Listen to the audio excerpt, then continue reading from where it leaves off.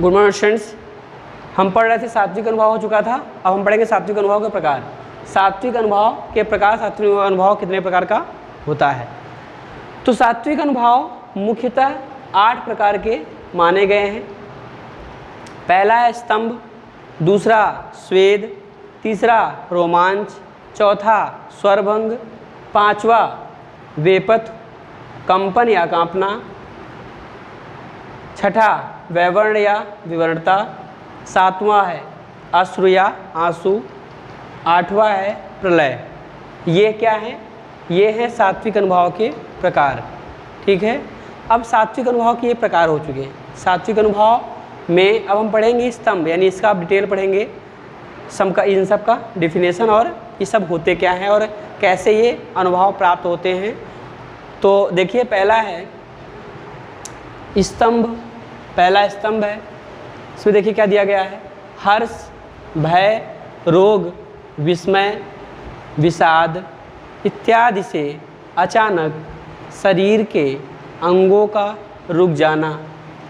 जब कभी भी हर्ष या भय के कारण या किसी रोग के कारण या विस्मय या आश्चर्य, विस्मय का होता है आश्चर्य के कारण, विषाद, दुख इत्यादि से अचानक शरीर के अंगों का रुक जाना। जब हम कभी भी जाते हैं, कहीं चलते हैं, तो कभी कभी मान लीजिए हर्ष के कारण, प्रसन्नता के कारण आप रुक गए, आपको कोई शरीर का अंग रुक गया, या भय के कारण कहीं आप जा रहे हैं, रास्ते में आपको कुछ दिखाई दिया, आप डर गए, वहीं पर रुक गए।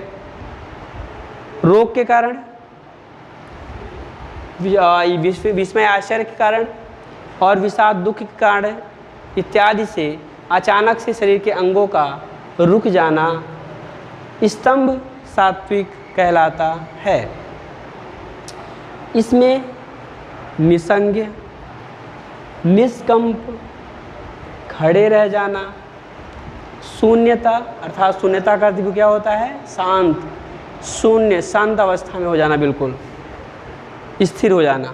जड़ता, जड़ यानी किसी जगह पर रुक ही जाना, एक जगह पर, इत्यादि अनुभव होते हैं।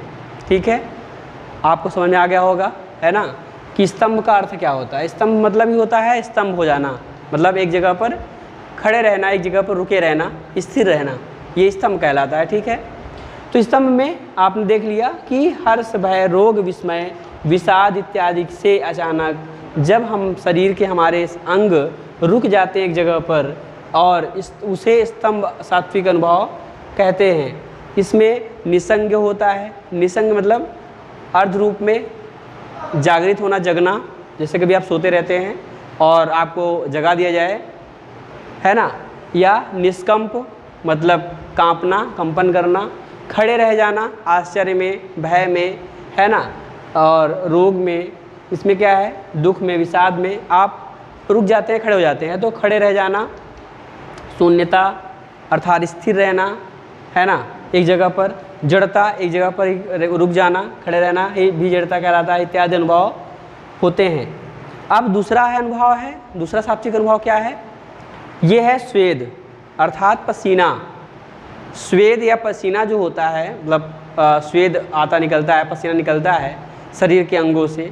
तो जो पसीना निकलता है वो कितने प्रकार के होते हैं और कितने प्रकार के किस प्रकार से पसीना निकलने पे इसमें स्वेद में रखा जाता है, ये सात्विक अनुभव के अंतर्गत आते हैं। जब कभी क्रोध हो, आपको भय हो, लज्जा हो, हर्ष, प्रसन्नता हो या दुख हो इत्यादि से जब हमें या हमारे शरीर में उत्पन्न पसीने को स्वेद सात्विक कहते हैं।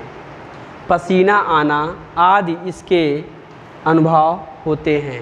ठीक है, आप समझ लिए होंगे अच्छे से। हर्ष लिखा हुआ है और स्वेद लिखा हुआ है। ठीक है, आप इसे नोट कर लीजिएगा कॉपी में। और इधर सात्विक अनुभव के ये प्रकार हैं 8, है ना। अब आगे हम बात करेंगे रोमांच की, है ना, नेक्स्ट क्लास में। और ये आपके सिलेबस में वैसे एग्ज़ाम में तो नहीं आता है, नहीं पूछता है, लेकिन सिलेबस में आपके अनुभव है, अनुभव के प्रकार नहीं है।